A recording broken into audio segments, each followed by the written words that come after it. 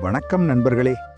உங்களுக்காக ஒரு சிறிய ஆனா வாழ்க்கைக்கு பெரிய பாடம் சொல்லும் கதையை இன்று கேட்போம். ஒரு சிறிய கிராமத்தில் ராமு என்ற இளைஞன் வாழ்ந்து வந்தான். அவன் நல்ல மனசுக்காரன். யாராவது உதவி கேட்டாலே உடனே உதவி செய்வான்.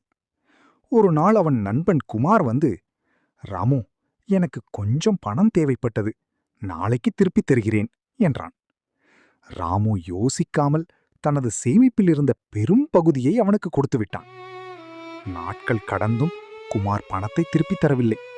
ராமு கேட்டாலும், இப்போ கொஞ்சம் கஷ்டம், பிறகு தருகிறேன் என்று தள்ளிக்கொண்டே இருந்தான். அதே நேரத்தில் ராமுவுக்கு அவசரமாக பணம் தேவைப்பட்டது. ஆனால் அவன் கையிலே பணம் இல்லை. அப்போதுதான் அவன் தந்தை சொன்ன ஒரு பழமொழி அவனுக்கு ஞாபகம் வந்தது. ஆற்றில் போட்டாலும் அளந்து போடு. அதாவது, உதவி செய்வது நல்லது, ஆனா நமக்கே பிரச்சனை வராத அளவுக்கு தான் செய்ய வேண்டும். அதற்கு பிறகு ராமு யாருக்கும் உதவும் போது அளவோடு உதவ ஆரம்பித்தான். நண்பர்களே, உதவி செய்யும் மனசு மிகவும் பெரியது. ஆனால் அளவோடு செய்தால்தான் அது நீண்ட நாட்கள் நம்மையும் காப்பாற்றும். இந்த கதை பிடித்திருந்தால் லைக் மற்றும் ஷேர் செய்ய மறக்காதீங்க.